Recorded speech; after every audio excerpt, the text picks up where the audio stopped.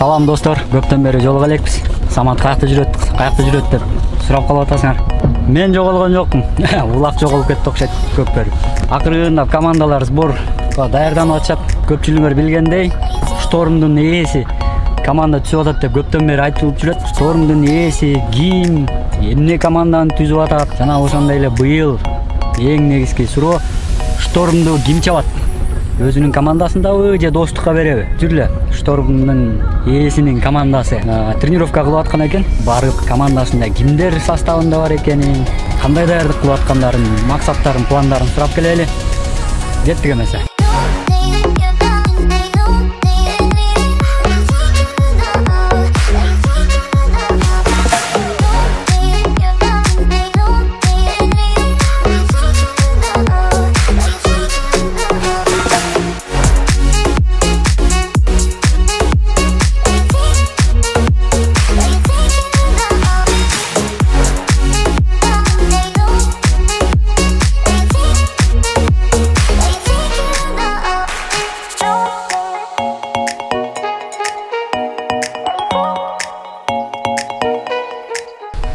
Мынакей жигиттер, Штормдун кожоюнун кийим деп көптөн бери сурап жүрдүк эле.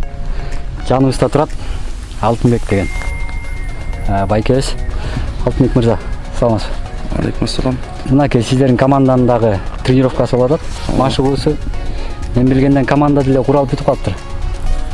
Негизинен азыр 11 бала болду, анан бир баланы күтүүбүз. Ошол бала чечилсе, Кудайым буйрса 12 бала тандалып уже команданын составы толугу менен бекилип бүтөт буйрса. Ошо Штормдун ээси команда түзүп атыптыр деп, кыштан бери эле айтылып атат. Бир жылдан бери айтылып болот, болбойт деп. Анан кийин жөн эле команда түзүлүп атат деп айтылып калса да бир жөн бир мындайча айтканда жылдыздуу курамга дагы барып сунуш таштап бериптерсиз көп оюнчуларга.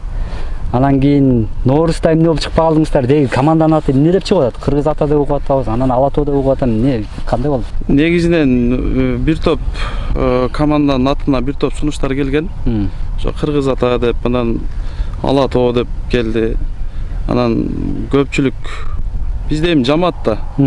Биздин өзүбүздүн коом бар, ошол коомдун атынан биздин аксакалдарыбыз бар, кеп кеңеш сурай турган ошолордон. Анан көпчүлүктүн эмеси менен Ала тоо деп ошого токтолдуңуздар. Ооба, Ала тоо деп чыга турган балдык команданын аты. Кудайым буйрса. Ала тоо командасы эми мындай бир шири айта кетсеңиз, азыр мен машыгууну көрүп бир топ эле жылдыздарды тарттырсыздар. Анын арасында эң негизги жылдыз ушу Манас Ниязовду да көрүп атам. Айта кетпейсизби, кимдер келди командага? Командада азыр Ташимайлыбашев бар, капитан. Капитан болуп уже чечилди. Анан команданын тренери Эрмек Шекитов байкебиз. Манас Ниязов бар. Анан тиги Алы Назаров деген бала, ошол баланы Алла жакын. Акбар Иманбеков бар. Ильяс деген бала бар, Токтогулдан. Эсенеман уулу Ильяс. Икуш. Ооба, Икуш деп коюшат экен. Анан Боки деген бала бар, Бобек деген, алда Токтогулдан. Шакирбек болот. Ооба. Ошол Ташинин да иниси жүрөт. Улукбек Майлыбашев бар. Ташы, көрүлегизге канча болуп кетти? Бир жыл болду да. Эмне жаңылык болду? Жаңылык ушу жаңы команда түптөп чыгып атабыз. Ошонун командасы бул да.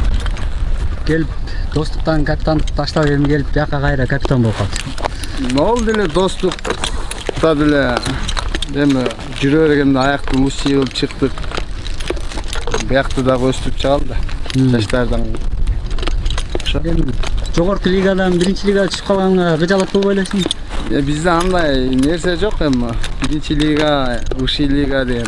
Кудайым буйрса ушига чыгабыз да. Биринчи лиганы бизде эле биринчи лигадан чыкканбыз да.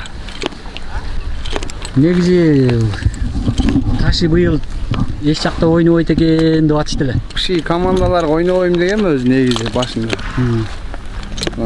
Бул команда өзү былтыртан бери эле команда түзөбүз деп жүрүшкөн жетекчилерибиз. Ошо команданы түзөп чыгалы деп шарт менен аракет кылып жүргөнбүз да. Кандай акпа? Жакшы. Иштер кандай? Кайра эски карт бөлөлөр чогулуп атасың. Достуктагы. Карт бөлөлөр жаңы командаларда биз каяктан улак кармай элек бизде. жаңы үйрөнчүктөрүбүз деп коесуң өзүңдө. Кантип келип калдың? самолет менен келебиз да бизде Көл алыс. Кабылан не болду? Сен капитан болуп атпадың беле аяка? Калды.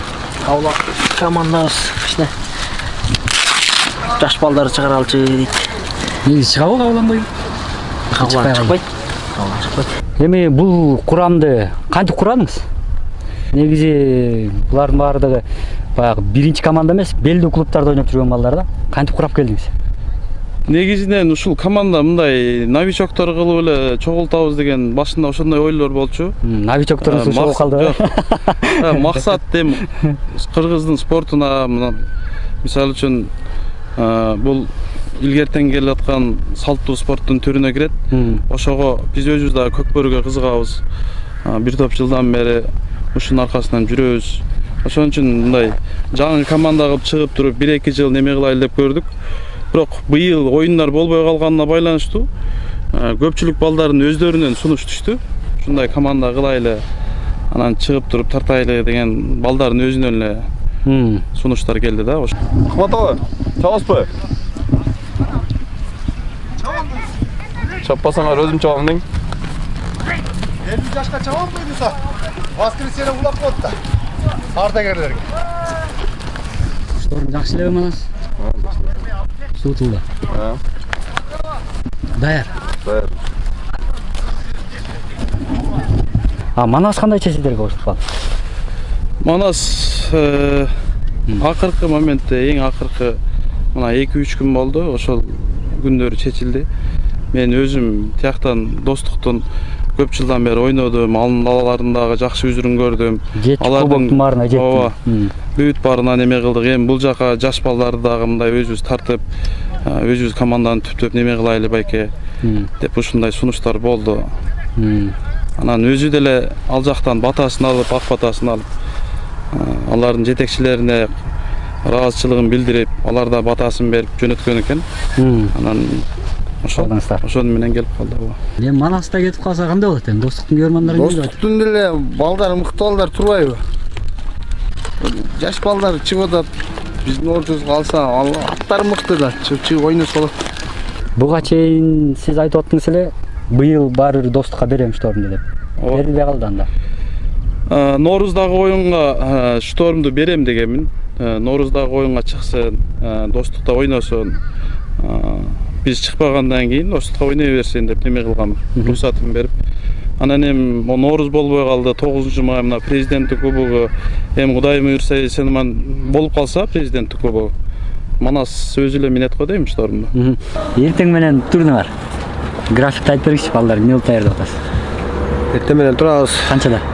8-те турабыз. 9-тарда чай ичебиз, аттарды сууга коюп. 10-дарда ат минип чыгабыз. Түшкө чейин. Түштө келип обед кылабыз. Обедтен кийин футболго барабыз. Футболдон кийин келип кайра автобусту жайлап, ошондой эле.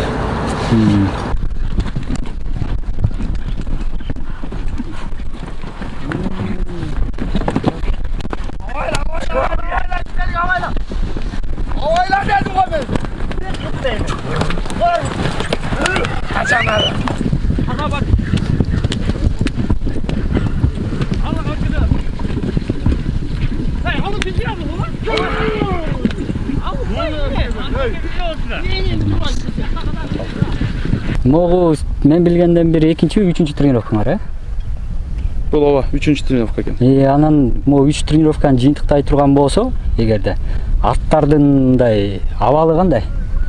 Кандай баа бересиз аттарыңыздарга? Иргелип келет аттар. Баары эле өзүнүн атын жакшы дейт да. Анан эми оюнда билинет. Бирок тандалып келет аттар. Тандалып келет, оюнга чейин дагы бир топ өзгөрүүлөр болот го дейм. Себеби бир балага бир ат жакса, кийин дагы башка ат сунуштап, ал жагып калып. Бала менен атты келиштириш керек болот да. Ошол кыйын болот да. Маселе ошондо болот.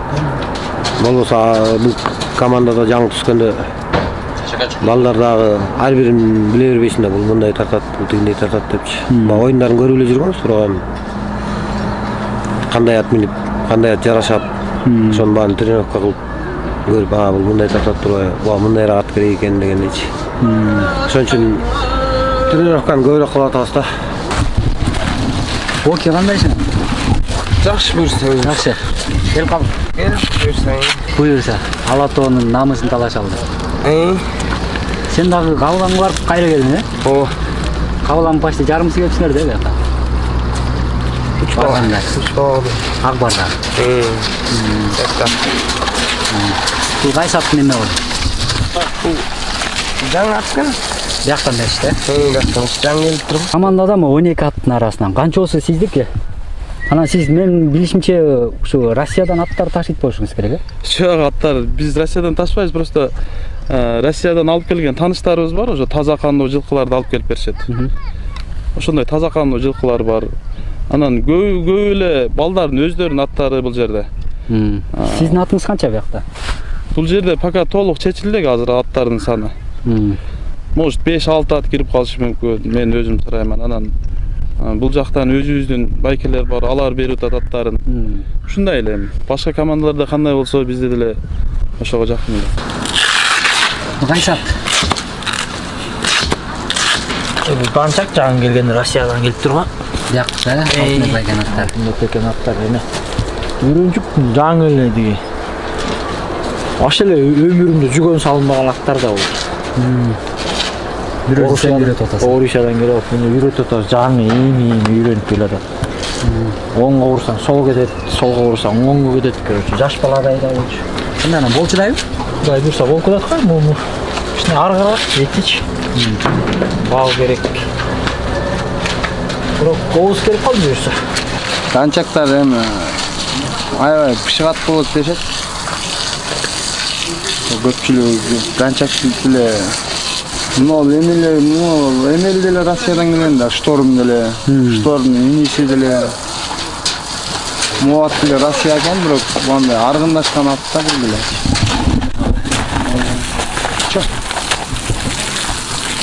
Жалпысынан бүт эле жаш жаңы аттар да үйрөнчүк аттар. Лиганы тартабы? Чоң лиганы? Чоң лиганы жаш аттар болуп, могу мисалы үчүн 5 жаш. Бир азы. Жаңы үйрөнөт аттар. Кудай буйрса. Шторм деле жаңы ушул аттар менен чогулчу да. Аттар чыгып кетти го. Жакшы казанга үйрөтүп алды.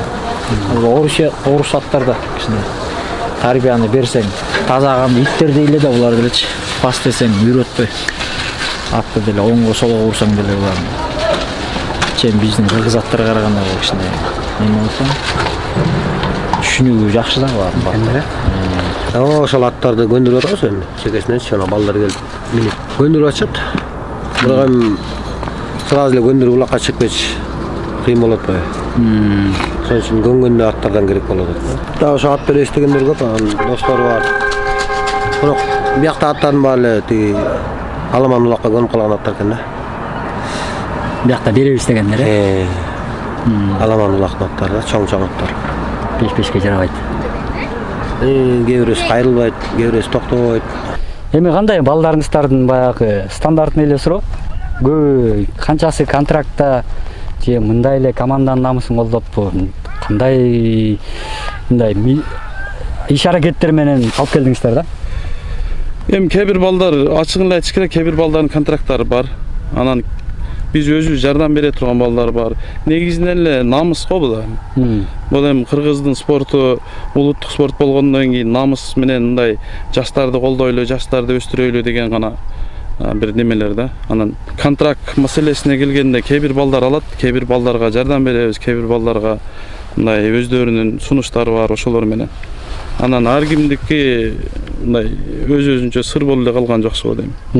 Кимдер контрактта экенин айтпайсыздар, бирок контракттагы балдар бар, э, арасында. Контрактта балдар бар, ооба. Контракттар бүт юридически биз жанагындай неме кылбай эле бүт контракттарын юридически бул балдардын дагы укугун коргоп, биздин дагы укугубузду коргоп дегендей.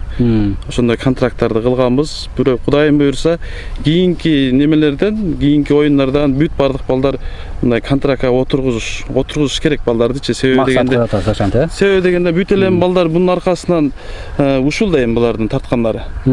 Булардын башка жерде бизнеси жок, башкасы жок дегендей. Анан анча-мынча мал багышып, ошол бул жактан анча-мынча тыйын берип, айлыгын чечип берип дегендей. Негизи өзүңүз биякта элесиз. Кысыгата барбай элесиз. Же кечинде кетип калмай. Жок, энди эле болот. Бара 1-2 күндө барып келем. Клубтун аты Ала Тоо болгондуктан бул Кыргызстан бүт бардык жеринен кошулуп атат. Акбар көлдөн мисалы. Таластан балдарды чакырдык, Токтогулдан келип атат. Өзгөндөн бар, өзүбүздүн оокаттан бар дегендей. Курама команда. Бирок кайсы Таластан балдарга чакырып эле? Таластан 2 балага айтышты, ошол 2 бала азыр тренерге айтылынган. Алар келип калышы күтүлүүдө, может келбей да калабы. Ташы анан ушакта эле жашап атасыңар. Ооба, ошол жерде полный слояны кылып койгон. Улуу канал улакты сойгула. Сразу карап алып, бычакты алып туруп экөөң эзип. Негизи команда бир 90%ке түзүлүп калыптыр аттар менен. Ооба. 100% эле болуп калды го. 1-2 балдар келмек, келе албай калышты ошо. Негизи команда кандай? Капитан катары. Ичинчи батабы, ыраазы элесиңби? Эми биринчи бардыгыбыз эле биринчи түптөлгөндө достукка деле биринчи түптөлгөндө ушинтип чыкканбыз. Эми сиз өзүңүз тууралуу тааныштырып өтпөйсүзбү? Алтынбек деген мырза ким болот? Каяктын кулуну дегендей. Кантип аралашып калдыңыз? Мен өзү аралашканыма көп деле жыл болгон жок, бир 3-4 жылдан бери аралашып жүрөм бул Көкбөрүгө. Анан ушул кызыгуу да биздики. Кызыгуу күч дагы аттарга кызыгабыз өзү негизи. Аттарыбыз бар. Анан достор бар, бизди колдоп жүргөн жамаат бар. Ошолордун суроосуна, талабына жараша мындай кеңешип, ушул команданы чыгарайлы деп неме кылганбыз. Анан өзүм Оштун кулуну болом. Оштун Оокат деген жеринен. Ошол өзүбүздөн дагы бизден дагы чыксын, команда түптөлсүн деген максатта биздин өзүбүздүн жаштарды өстүрүү максатында ушул.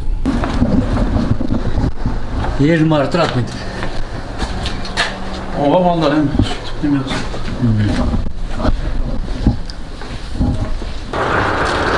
Эмне жөнүндө политиканы сүйлөйүнбү? Oyun bolçudayбы эми? Oyun болсо биз деле топтоп алып барабыз элдерди. Настан ташалып, настан ойын.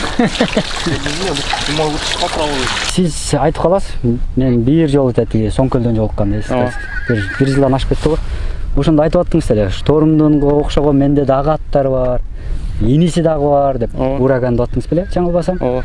Ал каякта ойнойбу быйыл? Оюнга чыгат буюрса. Ооба. Оюнга чыгат. Азыр ким мине турганы белгисиз пока. Ушул экен да ураган. Ооба. Мен бир сыйра сапаттама берип өтпөйсүң эми. Кандай ат экен? Ураганды эми ушу шторм штормдун эле кылган жумушун кылат. Анан эми буну эми нападающий болбогондуктан кол защитага минип чыгам да. Таза защита болбойсуң. Негизи эле таза защита эмесмин да, мен пол защитник мен. Алам келип калса салып кетем ошондой. Мындай карасаң, Манас баягы Шторм менен алар го ойноп жүргөн. Ал өзүнүн аты менен келди. Ал өзүнүн аты менен. Сен кандайча кошуп калдың? Кимдер чыкты? Мен Эрмекбек айтып койдум, Эрмекбек эле аркылуу баягы жаздым деле Эрмекбекке чалган болуп, бияк биринчи жолу эле чогулат дегендечи. Кабаланга чейин. Кабаланга чейин. Атың өзүнүн атың. Өзүмдүн атым менен минип жүргөн атым жер убактарда минип жүрөм. Өзүм атым чоң буюрса. Эмне бу кандай позиция менен булар буюрса? Меники көбүчө защита басымдуураак кылам анан. Защита. Анан ичтер байкелерди көрүп атсыңар да өзүңүз. Команданы мындай карасам, жұлдыздар келип, Анастасия бас болуп. Буюрса. Жакшы эле команда. Эми да жаш өсүп келаткан жаш балдар да бар. Бул Жаныбек Каримов деген бала ушул. Өзгөндүн кулуну Ошто өзгөндө ойноп жүргөн. Бул бала да ошо составда. Жаныбек өткөндө тиги Оштун Урама командасында ойноп калгансың э, көчмөндө. Биякта кандай? Биякта эми азыр бул командага келдик Ала Тоого эми. Кудай буюрса даярданып атабыз. Чекемеге чөзүң. Же кандай? Эми азыр пока өзүм атымда элем. Анан эми оюндун жүрүшүнө карап дагы карайбыз да. Азыр кандай позицияңыз? Азыр позиция чабуулдам.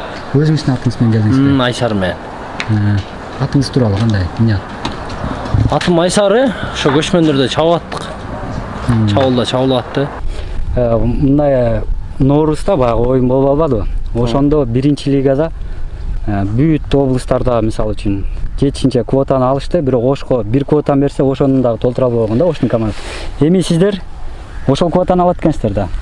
Биз ошол Ош шаарынан деп катталдык. Ош шаарынан федерацияга да барып, ал жак менен да чечишип, Ош шаарынын атынан чыга турган болдук.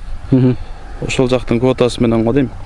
Сиздерге быйылкы жылга максат кандай, эгерде 2-ноябрда оюн болуп кала турган болсо? Бүт бардык эле командалардын максаты жакшы дейм. Чемпион болсок дейт. Анан эч бир команда жеңилебиз деп чыкпайт, жеңебиз деп чыгат. Жаңы түптөлгөн команда Кудайым буйрса ооматын берип жакшы болуп чыгып кала турган болсо, кырсыкбөдөн алыс. Мамлекетибиз мындай кырдаалда бир аз да болсо мындай элибиз журтубузга бир алаксыздык дегендейчи. Анан кечке эле саясат болуп мындай неме кылбай бул жактан дагы кичине өзүбүздүн спортту колдоп неме кылсак жакшы болмок. Жекеме-жекеде аттарыңарда кичине маселе бар окшойт. Жекеме-жеке ошо жаңы аттар болуп атат да. Салын чалык да оюнга. Ошондой болуп атат. Жаңы үйрөтүп алып чыгып атабыз да. Негизинен мындай карасам, чабуул, коргооңордун баары эле комплектовать этилип бүтүптүр да. Жана оюндан байкасам жекеме-жекеде кичине маселе бар окшойт, Ошо жекеме-жекеге дагы бала караштырып атабыз да. Макош келет дегенде болот го. Макош ошо чечилбей атат. Мен билгенден Макош да келет деп атасыз. Ооба, Кудайым буйрса границалар жакшы болуп, пандемия болбой, карантин болбой жакшы болуп калса, Макош менен сүйлөшүлгү болгон, сүйлөшүп жүргөн. Макош келем деп убадасын берди. Сиздерге ортого ойноп берет. Ооба. Макош менен кандай эми сүйлөшүүлөр? Контракт. Эми өзара келиштик, анан сыр боюнча калганы жакшы болот го дейм. Анан жана Атуулда ойногон Бишкек деген ат. Ооба, Атуулда ойногон Бишкек деген аргымакта биз алганбыз. Кудайым буйрса оюнга даяр болуп калса чыгарабыз. Азыр жакшы суутул элек дейт, Ооба, азыр жакшы суутул элек. Тие марттан бери турат экен ат. Ошого азыр балдар суутуп атышат. Сууту келген болсо оюнга кошулат. Бишкек кандайча келип калды сиздерге? Бишкек ошо адамдар сунуштады, тренер барып көрүп эле анан алып келишти атты. Ошо. Негизи ортодо Бишкектен башка экинчи атыңар кайсы? Негизи орто жакта ортодо дагы эки атыбыз бар. Ошол эки аттын бирөөсү тандалса, кайсынысы чыгат, чечилсе анан экөөнүн бирөөсү чыгат да. Ортодо негизи бирөө эгерде Макош болуп калса. Эгерде Макош келбей калса, ортодо балдардан кимдер ойнойт? Токтосун ойнойт деп атат. Анан Таши деле ойносо болот дегендей неме болуп атат. Жаныбек ортого түшүп жүргөн. Экинчи ортобуз бар эми. Болбосо Манасты өзү деле ойнойт.